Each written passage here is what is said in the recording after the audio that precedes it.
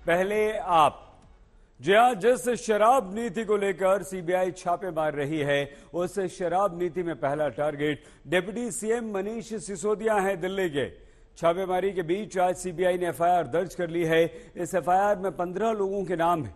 List में सबसे ऊपर मनीष सिसोदिया का नाम, वो सिसोदिया जो आम आदमी पार्टी में अरविंद केजरीवाल के बाद नंबर 2 की पोजीशन रखते हैं। वो मनीष सिसोदिया जिन्हें अरविंद केजरीवाल कट्टर ईमानदार कहते हैं, अब वही मनीष सिसोदिया सीबीआई के निशाने पर है।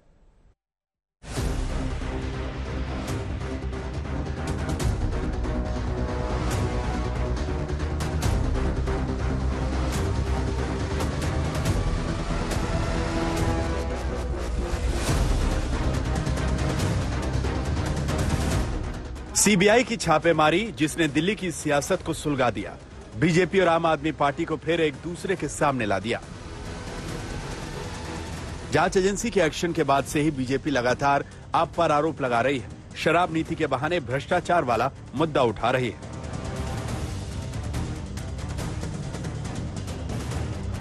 इस छापेमारी पर छिड़ी ये जंग इसलिए बड़ी है क्योंकि इस जांच के केंद्र में है केजरीवाल के सबसे करीबी मनीष सिसोदिया।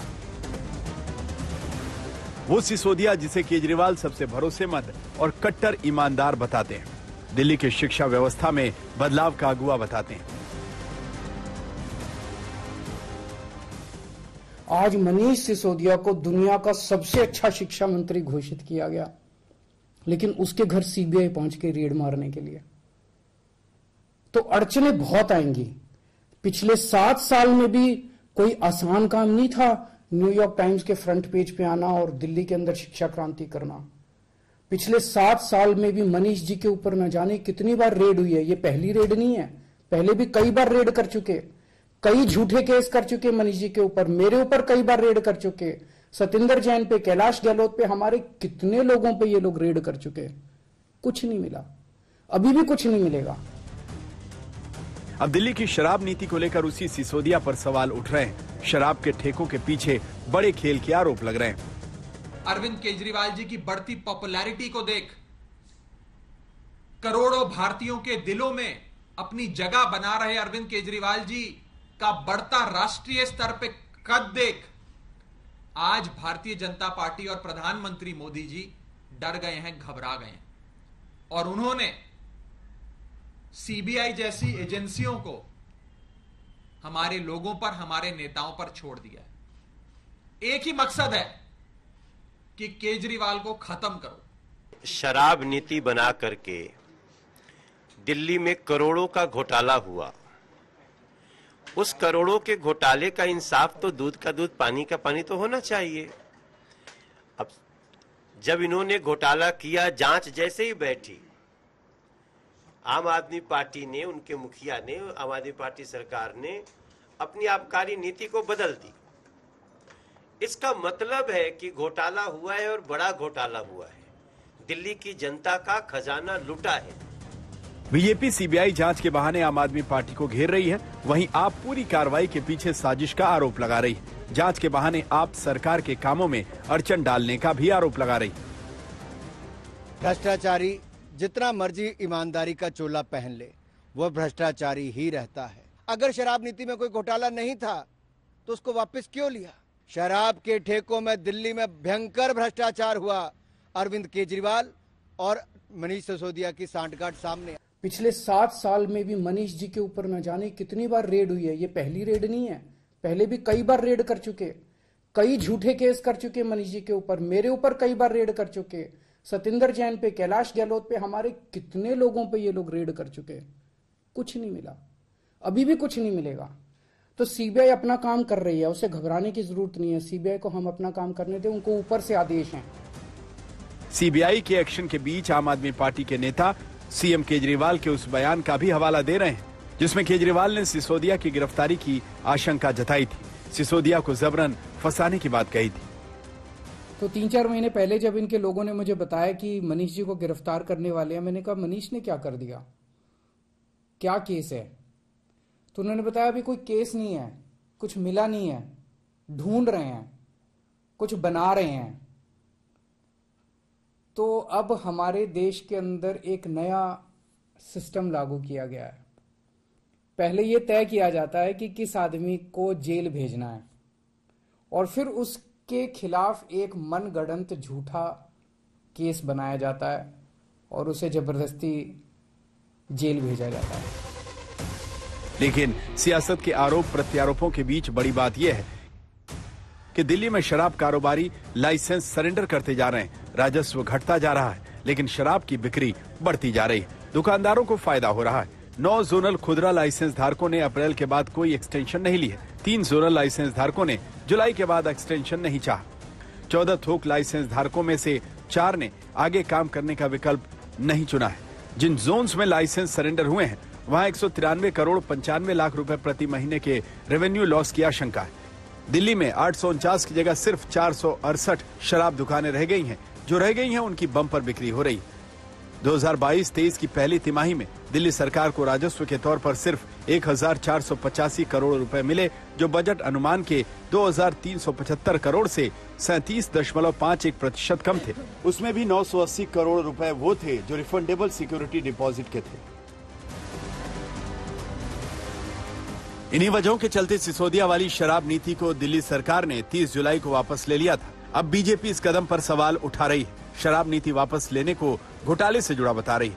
दिल्ली से मुनीश पांडे, अमित भारद्वाज, पंकज जैन और कुमार कुणाल के साथ आज तक ब्यूरो। अब सवाल ये खड़ा होता है कि आखिर बीजेपी और आम आदमी पार्टी की लड़ाई लगातार बढ़ती क्यों जा रही है।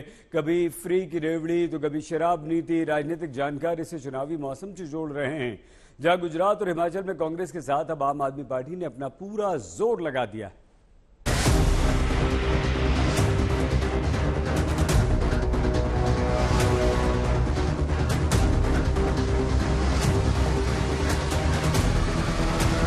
दिल्ली में शराब नीति के जरिए घोटाले का खेल खेला गया या नहीं, इसकी जांच जारी। लेकिन जांच की आंच सिसोदिया तक पहुंचने के बाद आरोपों पर नया दौर शुरू हो गया। जांच एजेंसी के नाम पर विरोधियों को डराने का शोर फिर से शुरू हो गया। मैं इनको चैलेंज देता हूं, इनको चुनौती देता हूं। आपके पास जितना पैसा है आप उड़ेल दीजिए, आप में जितनी ताकत है आप अपनी ताकत लगा लीजिए। कल आप अपनी खबर छपवा के दिखा दो न्यूयॉर्क टाइम्स के फ्रंट पेज पे। आम आदमी पार्टी इस कार्रवाई को बीजेपी का डर बता रही है। केजरीवाल की लोकप्रियता को पीएम मोदी के लिए खतरा बता रही है।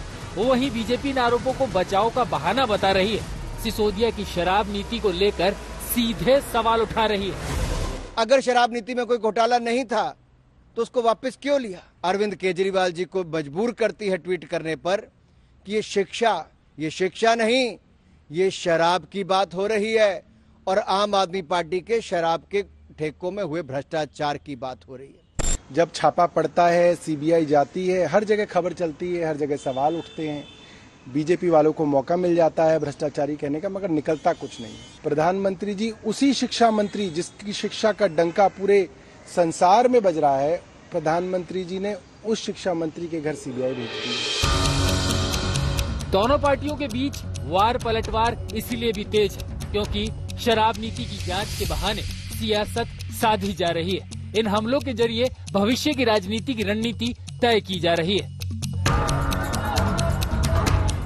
ये तस्वीरें केजरीवाल के गुजरात दौरे की है।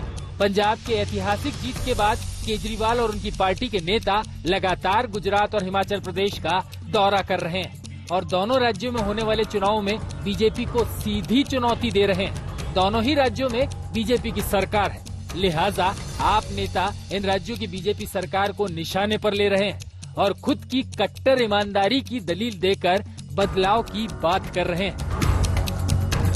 तो जहां केजरीवाल गुजरात और हिमाचल में ईमानदारी वाली छवि को अपना एजेंडा बता रहे हैं, वहीं सिसोदिया के इस एक्शन पर बीजेपी नेता उनके दावों पर सवाल उठा रहे हैं। जांच से एक दिन पहले कह रहे थे इससे 3000 करोड़ रुपए का फायदा हो रहा है, कोई इनके प्रवक्ता कह रहे 1300 करोड़ रुपए का फायदा हो रहा है। लेकिन जैसे ही सीबीआई जांच हुई वैसे ही वो बातें बिल्कुल सिद्ध हो गई जो भारतीय जनता पार्टी पहले से कहती आई। केजरीवाल सरकार के एक मंत्री सत्येंद्र जैन पहले ही गिरफ्तार हो चुके हैं। अब सिसोदिया के खिलाफ जांच ने आपकी मुश्किलें बढ़ा दी हैं। आप नेता पूरी कार्रवाई पर सवाल उठा रहे हैं। इसे विपक्षी दलों को परेशान करने का तरीका बता रहे हैं। मनीष सिसोदिया जी के घर पे पहले भी आपने सीबीआई का छापा मारा, क्या निकला उसमें कोई जवाब देगा? 400 फाइलों की सुंगलू कमेटी ने जांच की, बाद में क्लीन चिट दे दिया, क्या निकला कोई बताएगा? 40-40 विधायकों को पकड़ के जेल में डाला, कोई कार्रवाई की? उन पर कुछ साबित हो पाया? आपने जांच एजेंसियों के बेजा इस्तेमाल का मुद्दा उठाया तो तमाम पार्टियों ने इसे आगे बढ़ाया। मैं सीबीआई ईडी को लेकर के तो जो बात मैं आपसे हमेशा से कहता रहा, इन संस्थाओं ने अपना चरित्र खो दिया। इनकी दिशा तय होती है और ये हम सब जानते हैं कि कहां से होती है, क्यों होती है, उसके निहितार्थ क्या है। लेकिन महत्वपूर्ण यह है कि आम आदमी पार्टी को भी यह तय करना होगा कि जब विपक्ष के दूसरे नेताओं पर जब छापे पड़ते हों तब आप भी बोलना सीखिए। आज तो हम बोल रहे हैं ना आपके लिए, लेकिन जब दूसरों पे होता है तो आप चुप्पी साध लेते हैं। तो इस तरह से एकांगी सोच से किसी को कुछ नहीं हासिल होगा। हम सबको एक संदेश देना है। सीबीआई और ईडी तो यही करते हैं, ये बीजेपी के दो हाथ है, सीबीआई और ईडी। बंगाल में भी करते हैं, महाराष्ट्र में भी करते हैं। दिल्ली में पहले सत्येंद्र जैन को गिरफ्तार किया।